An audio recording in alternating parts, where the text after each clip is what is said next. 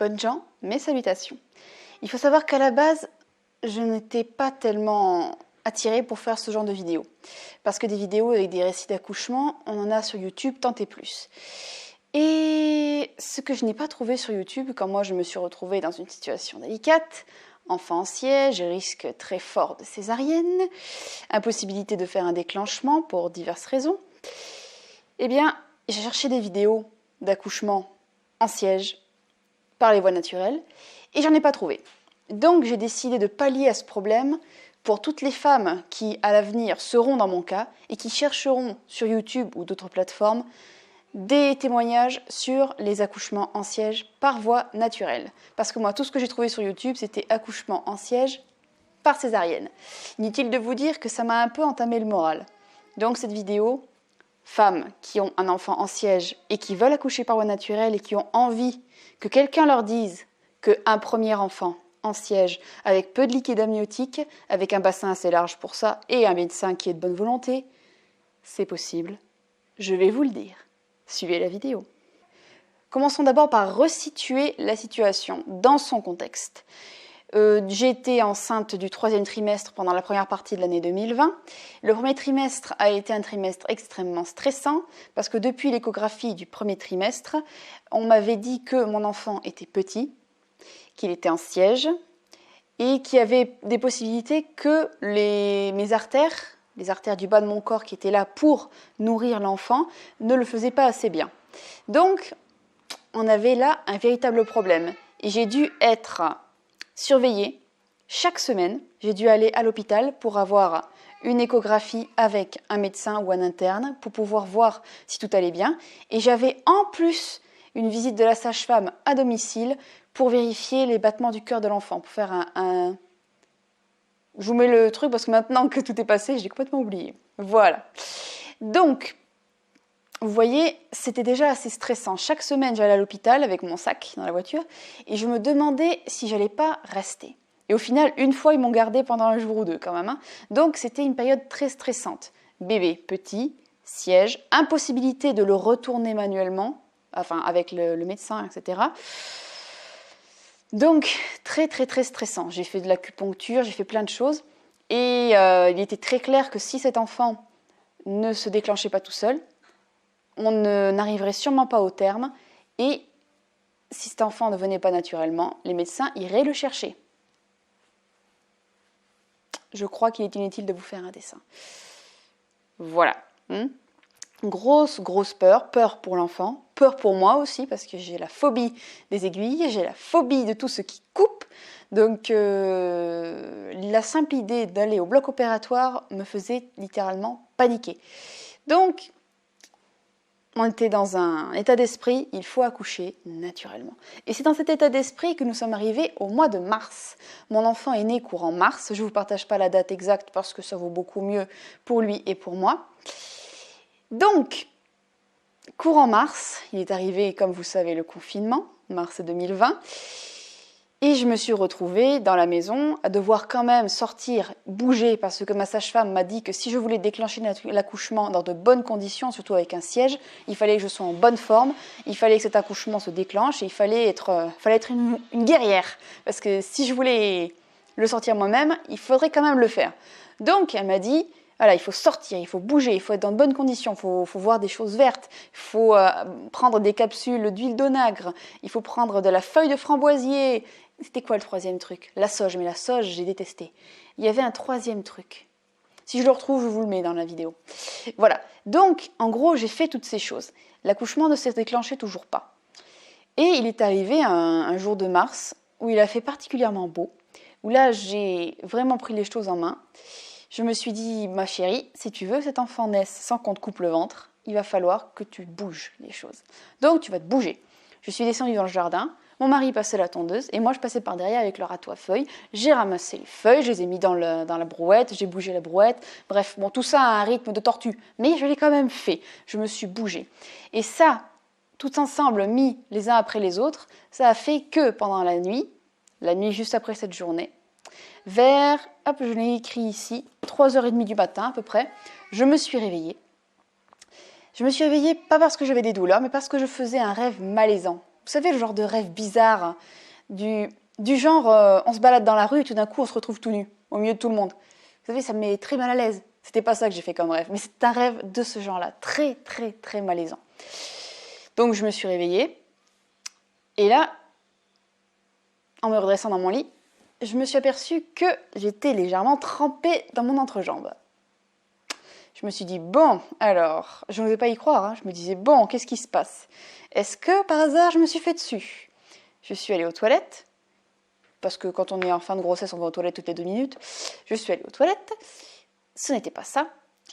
Et donc, debout, en faisant quelques pas dans la maison, je me suis aperçue que ça coulait encore. C'était tiède, c'était inodore, c'était incolore. Bon, est-ce que ce serait ça? J'ai pris mon portable, j'ai appelé la maternité, j'ai fait le blabla avec la sage-femme de l'autre côté. Elle m'a dit, bon, ben, vous avez sûrement craqué la poche des os, c'est sûrement pour maintenant, prenez une petite douche, tranquille, venez à la maternité, nous vous attendons. Qu'est-ce que j'ai fait? J'ai pris une bonne petite douche, j'ai pris le rasoir aussi pour dépoiler un petit peu tout ça, histoire de ne pas ressembler à un gorille au milieu de la salle d'accouchement, parce que dans la salle d'accouchement, je savais qu'il y aurait du monde, et il y en a eu. Bref, on s'est préparé, pris le sac de l'enfant, mon sac à moi. On est allé directement en voiture à la maternité. Et là, ça a été un petit moment où on se posait des questions, parce qu'avec tout ce confinement, tout le monde qui était un peu fou, on s'est dit, mais qu'est-ce qui se passe là-bas? Est-ce qu'il va falloir passer par un barrage avant d'aller à l'hôpital? Est-ce qu'on va se faire arrêter, etc. Au final, il n'y avait personne. Donc, tranquille, on est arrivé à la maternité. Il était à peu près 4h30. Donc, jusqu'ici, je n'avais pas de douleur. Dans la voiture, quelques petites douleurs dans le genre règle. Les femmes comprendront très bien. Voilà, des petites douleurs du genre règle, c'est gênant, c'est pas douloureux en soi. Donc j'arrive à la maternité, là ils me prennent en charge directement, me prennent la température, etc. Parce que en période de Covid, il faut tout revérifier. Donc j'étais bien, j'étais clean, je suis entrée avec mon époux, ils nous ont installés directement en salle de préparation. Là ils m'ont mis tout un outillage partout pour entendre le bruit du bébé, etc. Et là, on n'était pas trop mal. Je suis avec mon petit papier parce que là, ça se fait un certain temps maintenant que l'accouchement s'est passé, et j'ai tout écrit pour ne rien oublier. Ensuite, la sage-femme est venue pour m'ausculter, moment super sympathique. Donc elle m'a auscultée, elle a découvert que j'étais ouverte à 4 cm, mon col était ouvert à 4 cm et jusqu'ici, zéro douleur.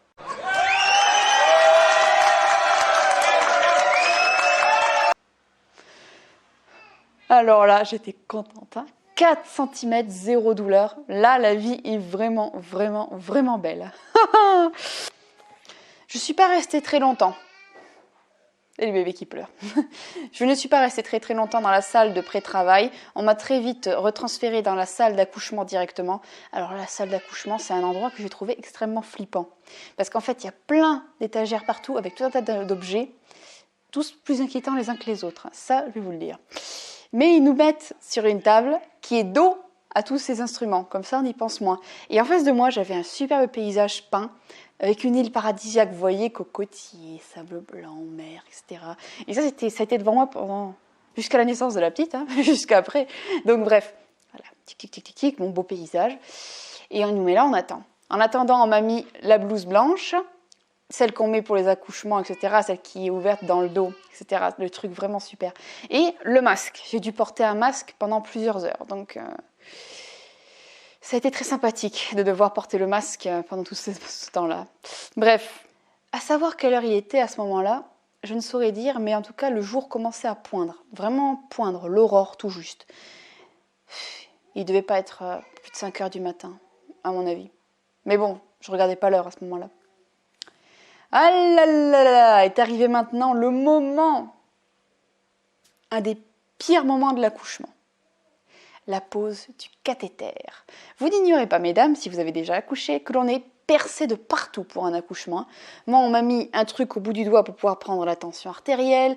Qu'est-ce qu'on m'a mis d'autre? On m'a mis un autre truc à ce bras-là, mais je me souviens plus ce que c'est. On m'a mis le cathéter sur le bras gauche, ce qui fait que j'étais arrimée de partout.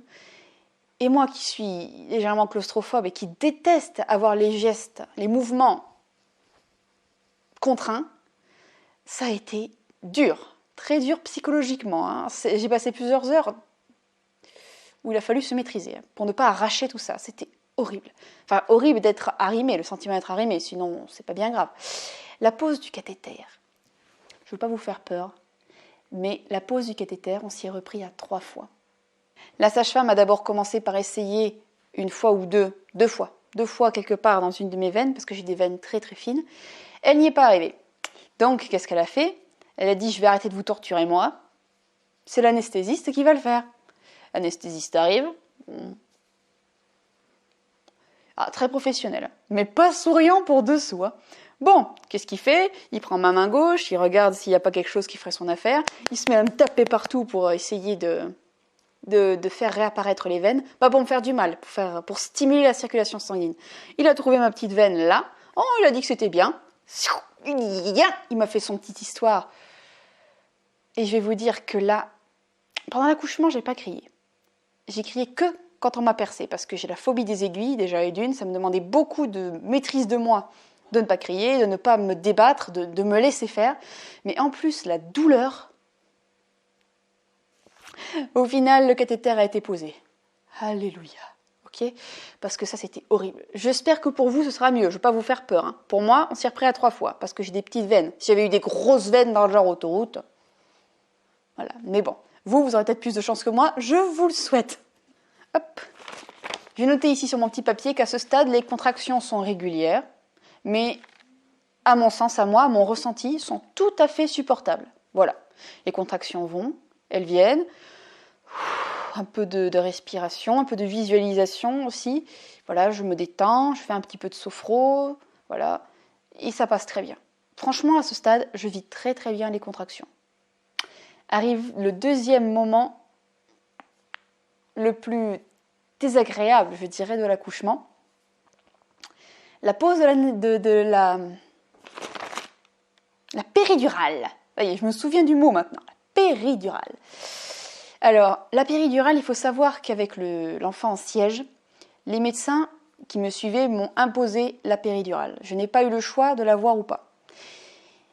Il ne faut pas non plus s'offusquer du fait que l'on m'ait imposé la péridurale. La péridurale m'a été imposée pour un accouchement en voix basse, parce qu'ils étaient sympas, et parce qu'ils voulaient qu'en cas de problème grave, je sois transférée rapidement au bloc et que je puisse passer directement sous le scalpel. Donc, on m'a imposé ça, mais en vue de problèmes plus graves. Donc, je ne leur en veux pas. Mais si j'avais eu le choix, je me serais passée la péridurale.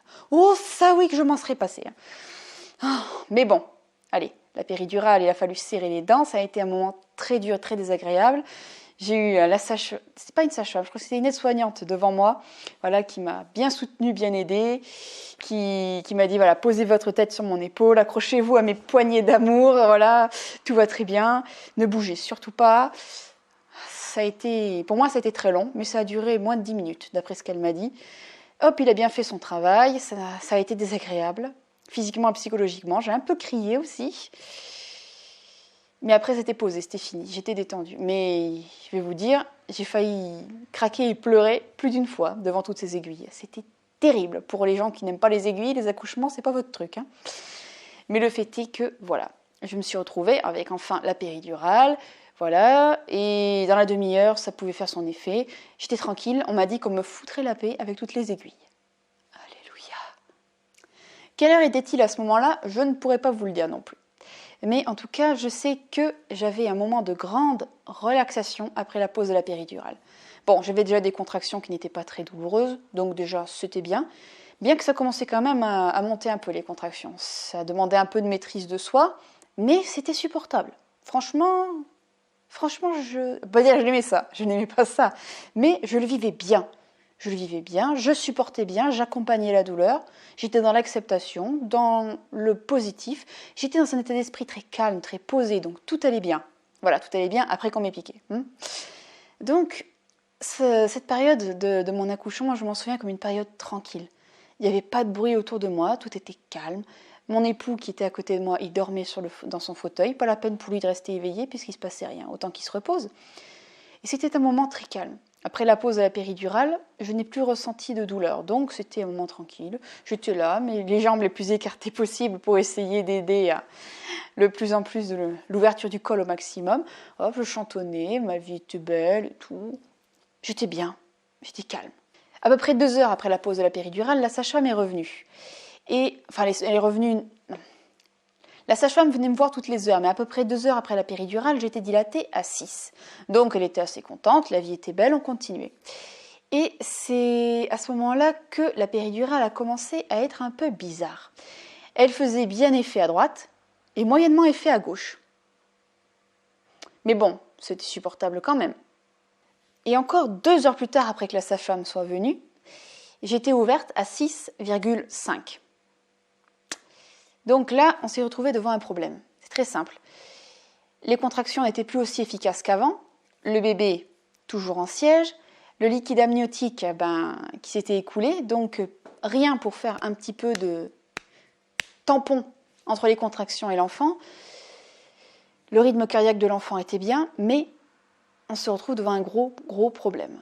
Donc, la sage-femme ne s'est pas affolée. Elle est allée voir le gynéco de garde. Le gynéco de garde lui a dit « Bon, on est de bonne volonté. On va laisser la nature continuer à suivre son cours. Mais là, il va falloir quand même faire quelque chose. » Donc, ceux qui sont venus faire, la sage-femme est venue me poser une sonde directement dans le col de l'utérus. Et accrochée à cette sonde, elle a accroché un tuyau, accroché à une poche d'eau tiède, stérile, voilà, qui a fait son travail, qui a rajouté un peu de liquide dans mon utérus pour aider à faire un peu tampon avec les contractions, pour que l'enfant ne souffre pas trop des contractions. Déjà, elle a fait ça. Et ensuite, elle m'a mis sous ocytocine. L'ocytocine, il me semble que c'est ce produit-là, qui est là pour booster les contractions. Et là, je vais vous dire que ça a été vraiment différent. J'ai senti la différence entre avant ocytocine et après ocytocine. Et là, je peux vous dire que j'ai commencé à douiller. Parce qu'à droite, ma jambe droite, la partie droite de mon corps, était bien, voilà, je ne ressentais rien, mais la partie gauche, qui était moins bien anesthésiée, elle les a senties, les contractions. Certes, les contractions étaient dures, mais en fait, avec des exercices de respiration, des exercices de visualisation, comme on fait en sophrologie, j'ai pu bien accompagner ces douleurs et j'ai pu bien les vivre, voilà. Donc ça demandait de la maîtrise de soi, ça demandait de la concentration, du calme, mais à partir de là, c'était quand même supportable. C'était pas la douleur horrible, c'était supportable, c'était bien. Quand j'y repense, voilà, c'était pas agréable, mais c'était bien, ça passait bien, j'étais contente, j'avançais quand même malgré tout. Bon, on a essayé de faire des petits réglages avec la sage-femme, se mettre plus à droite ou plus à gauche, je me souviens plus exactement. Bref, on a essayé de tricher un peu. Mais voilà. Ça a quand même été assez inégal au niveau des douleurs. Droite, rien, et gauche, un peu. Et là, nous arrivons vers la fin de la matinée, 11h. Donc, je suis arrivée vers 4h30. À 11h, voilà, ça a été un moment où les contractions sont devenues plus dures. Là, j'avoue que ça faisait très longtemps que j'étais dans la maîtrise de moi parce que j'étais arrimée à droite, arrimée à gauche. J'étais couchée sur ce lit d'hôpital. Là, c'était dur, voilà, psychologiquement d'être calme, d'avoir une aiguille dans ma peau, dans mon corps, et de ne pas l'arracher, déjà demandait beaucoup de maîtrise. Les contractions devenaient plus dures, plus difficilement supportables, c'était beaucoup plus intense. Et j'avoue que je commençais à avoir du mal à gérer toute seule. Donc, j'ai réveillé mon mari, qui était à ma gauche. Allez, maintenant, réveille-toi, j'ai besoin de toi, j'ai besoin que tu me soutiennes, j'ai besoin que tu m'aides. Je ne peux plus gérer vraiment ça toute seule. Donc, hop, qu'est-ce que j'ai noté ici ? Ça a été le moment un peu psychopathe. Voilà, ça devenait très dur quand il y avait les contractions. Donc, j'ai demandé à mon mari de se placer devant moi, à côté du petit dessin sur le mur, enfin du grand dessin sur le mur. Et quand les contractions arrivaient et devenaient très dures, je regardais le dessin et je faisais de la visualisation. Je visualisais la mer, j'essayais d'imaginer le vent, l'odeur du sel, du sable, la sensation du sable, tout ce que la mer peut inspirer de positif, voilà. Et quand la douleur était beaucoup trop forte et que la visualisation, ça partait aux ordures, je dirais, là, je faisais un petit peu psychopathe. Je m'accrochais aux yeux de mon époux, voilà. Regarde-moi, là, dans les yeux. Tu me regardes que moi. Il n'y a que moi au monde qui existe. Je m'accroche à ton regard. Voilà, je ne pense à rien d'autre qu'à tes yeux. Et tu respires avec moi. Tu fais les respirations avec moi. Voilà, truc de ce genre, vous voyez ? Voilà, bien psychopathe. Le truc qui fait peur. Mais il a fallu le faire. Et j'avoue qu'il a été vraiment super parce qu'il m'a aidée. Et pendant 1 heure, Il a fait que ça avec moi, debout à côté à côté du dessin. Il a fait ça, les exercices de respiration. Et grâce à ça, j'ai pu réellement bien supporter les contractions et arriver jusqu'au bout. Ça, j'avoue que c'était géant. Nous arrivons maintenant vers midi. Alors là, ça commençait vraiment à être long, de 4h30 jusqu'à midi. Mais à midi, la sage-femme est arrivée. Elle a mis ses doigts là où vous savez. Et elle m'a dit, toute contente, écoutez, nous sommes maintenant dilatés à 10 cm. Ah, la satisfaction! Parce que du moment où je suis arrivée à l'hôpital et du moment où on m'a dit, vous êtes dilaté à 10, j'ai eu la peur au ventre, cette peur qui n'est pas partie. La peur qu'il y ait un problème avec le cœur de l'enfant, un problème avec mon corps qui ne s'ouvrait pas, un problème quelconque qui me mène au bloc. Parce que toujours cette idée de l'enfant n'est pas la tête à première, l'enfant est en siège, donc c'est plus délicat, c'est plus difficile. J'avais la peur constante de me retrouver au bloc opératoire. Donc qu'on me dise, vous êtes dilaté à 10, on va pouvoir commencer le véritable boulot, là, je peux vous dire que c'est bon à entendre. Ça, c'est géant. Alors, on est passé directement à l'action. La sage-femme a sorti les fameux étriers. Elle m'a mis dans cette position que personnellement, je juge ridicule, mais bon. Elle m'a mis les 4 fers en l'air sur les étriers. Elle m'a dit, on se presse pas, on attend que l'enfant descende bien dans le bassin pour que vous ayez moins à forcer. On prépare le matériel petit à petit, gentiment, la vie est belle. Donc elle sort de la salle, elle va chercher du matériel, l'aide-soignante arrive, elle prépare d'autres petites choses, elle regarde le sac de naissance que j'ai apporté, bien sûr en me demandant la permission, elle prépare les petites affaires que j'ai apportées pour le bébé, voilà, la vie est belle, elle me fait la conversation, tout est calme, tout est détendu. À partir du moment où je suis arrivée à l'hôpital et jusqu'à midi, tout était vraiment calme. C'était vraiment apaisant. D'avoir pu avoir un travail dans ces conditions, c'était vraiment, vraiment géantissime. Nous allons commencer à arriver vraiment dans le feu de l'action, là où ça a été vraiment, vraiment dur. Le gynécologue est arrivé. Voilà. Il commençait à me faire la conversation, à vérifier son matériel et tout. Le gynécologue que j'ai eu, c'était un monsieur d'un certain âge, pas très grand, avec des petites lunettes, et qui était un peu speed, comme ça. Il parlait un petit peu speed, etc., mais qui était vraiment très gentil avec moi. Il a été super. Donc, il s'est installé directement là où vous imaginez. Il s'est pris un petit siège, il s'est installé, entre mes genoux. L'anesthésiste est arrivé, mais lui, j'y ai pas fait attention parce que j'étais tellement centrée sur ce que faisait le toubib que j'ai pas vu l'anesthésiste. L'anesthésiste est venu pour revérifier les réglages du liquide, etc. Et là, il a tellement bien fait son boulot que j'avais le côté gauche anesthésié pareil que le côté droit et je ressentais les contractions sans ressentir la douleur. C'était le pied pour ma situation en tout cas. Donc, après, je pense qu'il a dû repartir, je me suis retrouvée avec dans la salle le gynéco, la sage-femme, l'aide-soignante, derrière la porte il y avait la pédiatre et il y avait l'anesthésiste, plus mon mari. Il me semble qu'il devait y avoir parfois une autre personne. Si, il y avait l'interne qui était derrière le médecin, l'interne en médecine qui était là pour voir comment ça se passait parce que les accouchements en siège par voie basse, c'est pas tellement courant, donc voilà.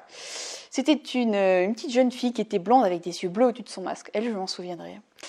Nous arrivons maintenant à un moment assez amusant. Le médecin, pour éviter que je lui urine dessus pendant l'accouchement, il m'a demandé si je voulais être sondée dans la vessie pour éviter que je lui pisse dessus.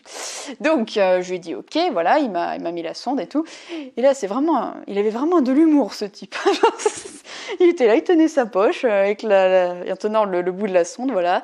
Il chantonnait et tout. Et il faisait des commentaires sur la quantité d'urine qu'il y avait dans la poche. Eh ben dis donc, il y en a. Eh ben dis donc. Voilà. La caméra a coupé. Bon, après que le gynéco ait vidé ma vessie, j'ai expliqué à la sage-femme que je me sentais un petit peu déconcertée parce que je ne savais pas du tout comment il fallait faire pour pousser.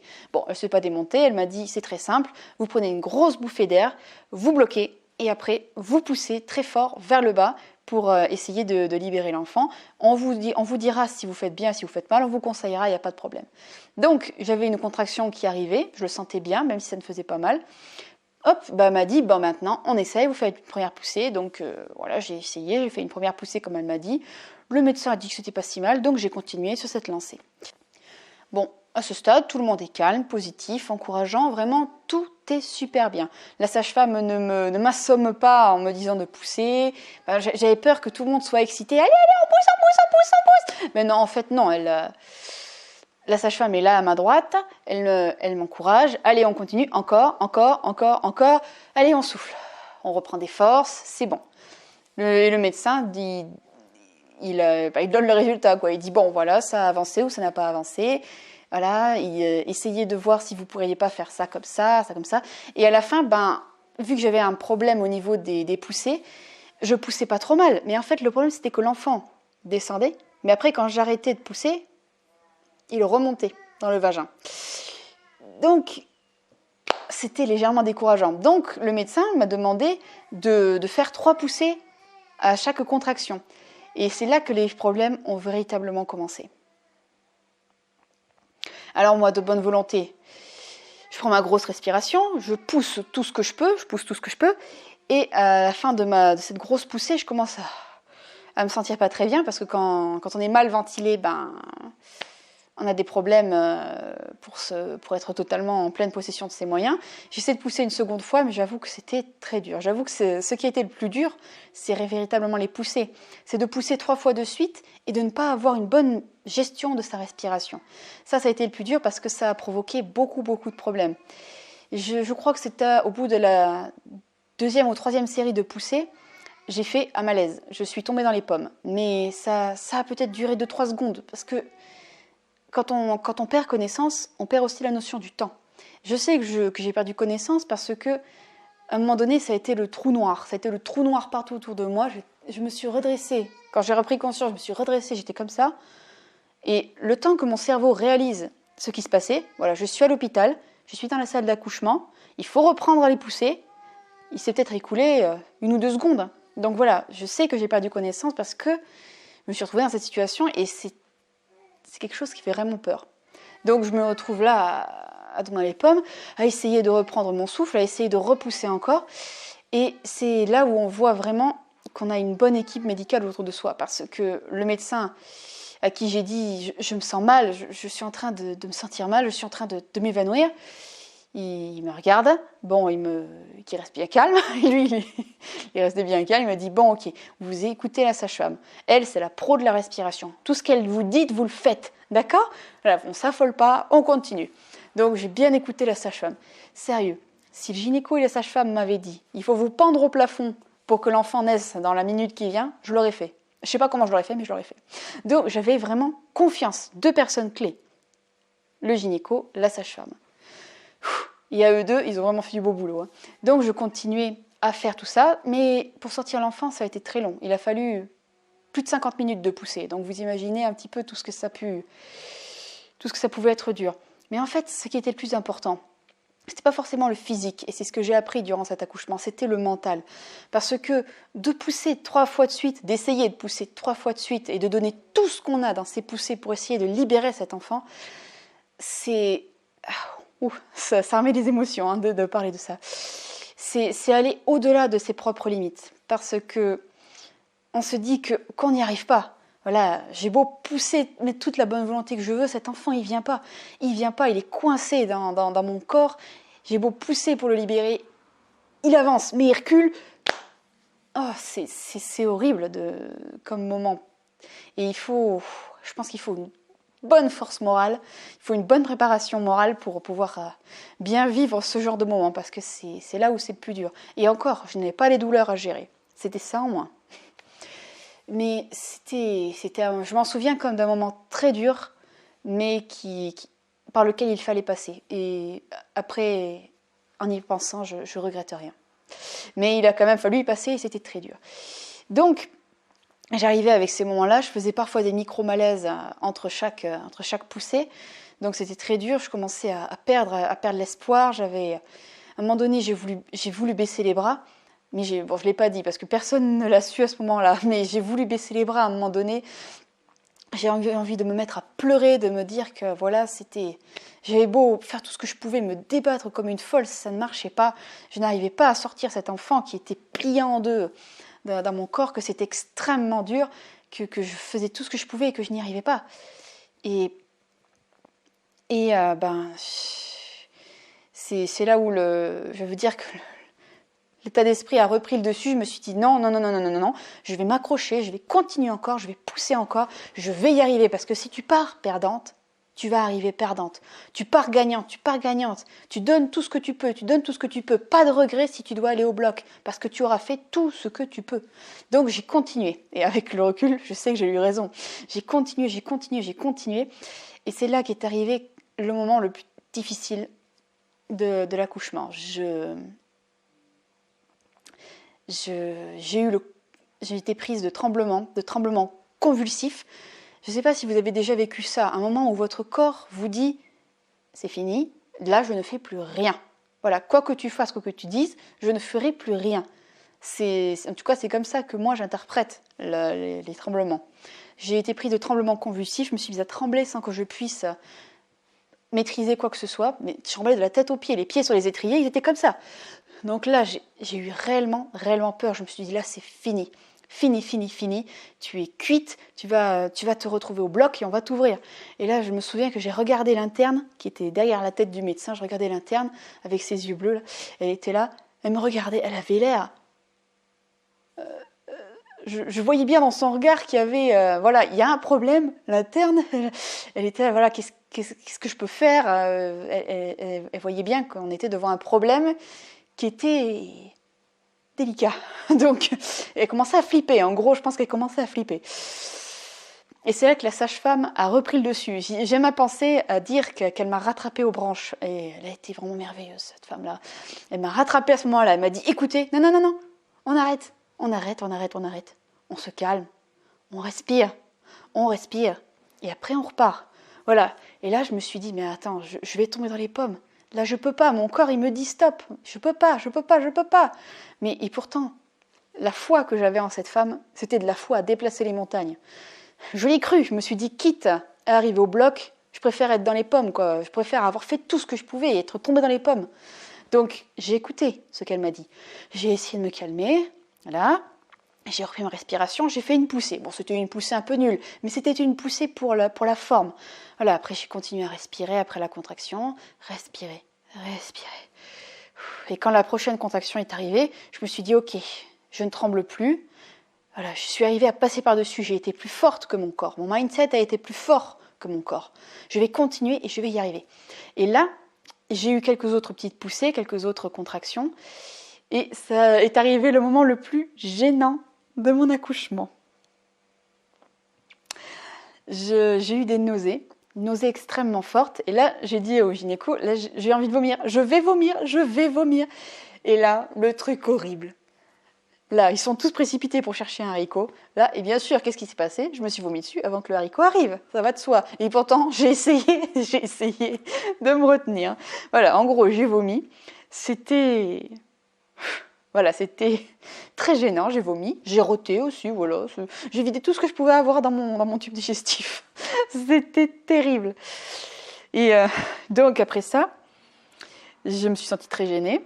Et après, entre-temps, il y a eu aussi ma petite fille qui a fait pipi sur le gynéco, qui a aussi crotté sur le gynéco. Bref, on a tout eu à ce moment-là, c'était terrible.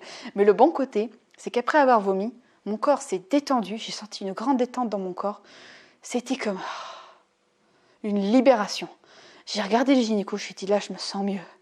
Ah, je me sens bien, je me sens mieux. Il m'a regardé là. Ok, c'est bon, maintenant, vous donnez tout ce que vous avez, faut le sortir, maintenant. Ok, parce que là, il y a le rythme cardiaque de l'enfant qui a donné quelques signes de faiblesse. Il faut le sortir maintenant. Ok. Là, je me suis accrochée au poignet parce qu'il y a des petites poignées qui se mettent. Je ne l'avais pas encore fait vraiment totalement parce que à cause des aiguilles qu'il y avait dans ma peau, j'avais peur de me déchirer la peau. Mais là, je m'en suis foutue complètement. Je prends les aiguilles. Je me suis mis à pousser comme une folle. Et là, gynéco, ouais, ça avance. Il y a les fesses qui sortent. Là, c'est le côté positif. Après, j'ai fait quelques autres poussées. Et la moitié de son corps, bien sûr la partie basse du corps de ma fille est sortie, et mon mari qui était là, oh oui, c'est bien, ça avance, c'est super. Et il y a la moitié qui est sortie, c'est super. Et là, je me suis posée. C'est terrible de devoir faire une pause dans ces poussées. et d'avoir la moitié du corps de son enfant qui est sorti. Ça fait vraiment un drôle d'effet. Arrivé une autre contraction, donc j'ai poussé pour la dernière fois et là je me suis dit allez on se défonce, on sort le dernier morceau, J'ai poussé tout ce que je pouvais et la petite est sortie. Donc quand la petite est sortie, j'ai poussé un petit, pas un cri, pas un gémissement, mais une sorte de cri rock. C'est fini, c'est bon. Je suis vide, j'ai retrouvé mon intégrité. La petite est sortie entière. C'est bon. Et là, c'est le moment où le temps est en suspension. Le silence se fait dans la pièce parce qu'on attend le premier cri. Donc là, on était tous là. Le gynéco faisait 2-3 petites manipulations, voilà, parce qu'elle avait le cordon autour du cou. Donc, il a fallu lui retirer le cordon, etc. Et après, on a entendu le petit gémissement du bébé. C'était pas un cri, c'était plutôt un petit gémissement dans le genre qu'est-ce que c'est que ce nouveau truc, qu'est-ce qui se passe, etc. Et là, tout le monde ils ont emballé l'enfant, ils l'ont posé sur moi. Et là, j'ai pu avoir le premier regard de ma fille. Pour savoir si elle m'avait vu ou pas, je ne saurais le dire. Mais bon, le premier regard, j'ai pu voir son visage, j'ai pu voir comment elle était. Je sais que, médicalement parlant, elle était petite et elle était légère. C'était un petit poids. Mais dès que je l'ai eue sur moi, je l'ai trouvée si grande, si lourde, que je me suis demandé comment j'avais pu porter dans mon ventre un être humain si grand. Je me suis retrouvée dépassée par les événements. Ça a été un moment très riche en émotions. J'ai pleuré, mon mari a pleuré. Ça a été un moment... une récompense après tous ces combats. C'était un très beau moment. Très beau. Bon, après, les choses se sont passées de manière très très simple. On n'a pas pu attendre très longtemps pour la détacher de moi parce que la pédiatre derrière la porte était inquiète de son état de santé. Donc, elle a demandé à la voir très vite. Donc, mon époux a été invité à couper le cordon ombilical. Donc, à partir de là, quand l'enfant a été détaché de moi, on l'a emmené directement voir la puéricultrice, le médecin pédiatre. Et mon mari a suivi pour être avec elle, pour voir les soins, etc. Et moi, je me suis retrouvée avec le médecin. Et le médecin, la sage-femme et tout le reste de la clique. On va dire ça comme ça. Et donc lui, il était calme, il était content. Voilà, vous pouvez être fiers de vous parce que ça n'a pas été facile et tout. Ah là là. Et vous savez, j'avais le bloc opératoire qui était réservé pour vous. Ah bon? Ah oui, réservé pour vous. Vous passiez en toute première devant une naissance gémellaire. Vous vous rendez compte? Et moi j'étais là, je commençais à me décomposer. Ah bon? J'étais tellement près. Ah oui, vous pouvez pas savoir. Vous êtes passé un cheveu. Il me faisait la conversation comme ça. Ah oui, et en fait, il me parlait en fait de l'épisiotomie. L'épisiotomie, je vous en ai pas parlé parce que je n'ai pas su le remettre dans le temps. Parce que quand on pousse, etc., on ne se souvient pas de tout. Je me souviens que le médecin m'a demandé, avant de pratiquer l'épisio, mais je me souviens pas quand est-ce qu'il l'a fait. Parce que le but du jeu aussi pour moi était de ne pas avoir d'épisiotomie. Donc il a tout fait pour essayer d'éviter l'épisiotomie. Il a même vidé une bouteille d'huile d'arnica sur mon intimité pour essayer de travailler le terrain, pour essayer d'éviter de couper. Mais pour sortir la petite, il n'avait pas d'autre choix que de couper. Donc il a fait une petite épisio. Et après il s'est excusé 5 ou 6 fois de suite. Ah, je suis désolée, mais j'ai dû la faire l'épisio, j'ai pas eu le choix. Voilà, j'ai fait ce que je pouvais. Mais oui, d'accord. À la fin, j'étais là, mais il m'énerve à s'excuser toutes les 2 minutes. Mais c'est bon, je vous crois, je suis d'accord. Vous avez bien fait, tout va bien, d'accord? J'ai jamais vu un médecin s'excuser autant. Après, j'ai eu la délivrance, le placenta qui sort du corps. Alors là, la sortie du placenta, ça a été un moment de l'accouchement que je regrette de ne pas revivre chaque jour. Quand le placenta se détache et qu'il sort, on a une décharge d'hormones du bonheur dans le corps qui est une véritable bouffée de bonheur plus. Qu'est-ce que je me suis sentie bien, j'étais là. J'étais J'étais euphorique. Voilà, je faisais la conversation, je disais des bêtises tellement j'étais euphorique. Le médecin qui était là, il me entre mes genoux, il me regardait. Ah, vous vous sentez mieux maintenant, hein? Ah ouais, je me sens mieux. Qu'est-ce que c'est bien.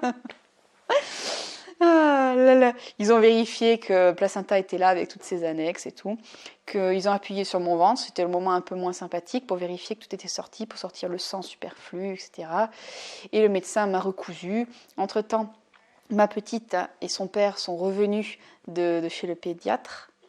Et ça a été un très beau moment de voir mon époux avec la petite dans ses bras pour la première fois, c'était très beau. Voilà, on l'a posé sur moi. Voilà. On l'a posé sur moi, on est passé un bon moment ensemble, on a terminé de me recoudre, on m'a fait quelques petits soins. Après, on nous a laissés ensemble quelques temps. Et voilà, il y a eu plusieurs allers-retours, plusieurs petits soins qui ont été faits. La petite a été habillée par la puéricultrice. Tout était bien, tout le monde était content. Et c'était un moment de calme, de bonheur. Ils nous ont laissé 2-3 heures ensemble.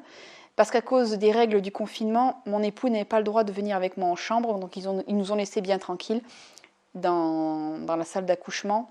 Et comme ils avaient 2 ou 3 autres accouchements sur le feu, ils s'occupaient aussi des autres accouchés.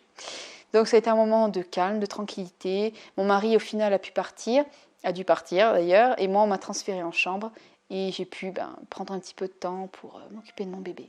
Bien sûr, il y a des choses que j'ai oublié de vous raconter, comme le moment de l'accouchement où j'ai arraché mon masque parce que je ne pouvais pas respirer, pousser et gérer le fait d'avoir un masque sur la figure.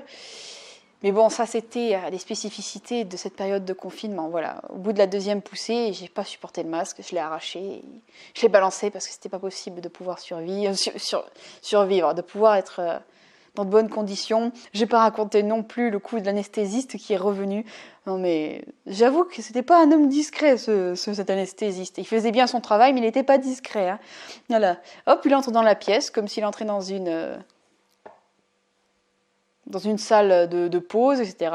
Hop, il passe la tête. Ah, bah tiens, ça avance bien et tout. Il me scotchait cet homme-là. Il faisait la conversation avec le gynéco. Blablabla, comment ça va chez toi? Et la machine à café? Et ta sœur? Franchement, voilà, il faisait bien son travail, mais il n'était pas particulièrement discret, cet homme-là. Donc j'ai passé à côté de plein de petites anecdotes, mais bon, voilà. Je vous ai fait le récit de l'accouchement. Il y a eu des moments difficiles, physiquement, psychologiquement, mais l'accouchement en siège par les voies naturelles pour un premier enfant, j'ai réussi à le faire. Et si jamais vous-même, vous êtes dans cette situation et que vous devez avoir très peur, parce que beaucoup de médecins vont direct au bloc opératoire, certains ne veulent pas vous donner votre chance. Je vous souhaite sincèrement d'avoir un médecin qui vous donne votre chance, de vous dire que dans certaines conditions, validées par le médecin, d'accord, c'est tout à fait possible d'accoucher en siège pour un premier enfant, parce que moi je l'ai fait. J'ai eu juste une petite épisiotomie, il faut s'accrocher parce que c'est sportif. Bon, je ne dis pas que les autres accouchements par la tête sont faciles, hein, mais voilà, l'accouchement en siège c'est quand même très sportif. Il faut s'accrocher, il faut le faire. Et si jamais vous êtes dans cette situation, je vous souhaite de tout mon cœur de pouvoir y arriver, de pouvoir avoir un bel accouchement par voie basse, comme vous le souhaitez, dans les conditions que vous souhaitez, et que ça puisse être un souvenir que vous puissiez vous remémorer avec bonheur. Je vous souhaite le meilleur pour vos accouchements. Ciao.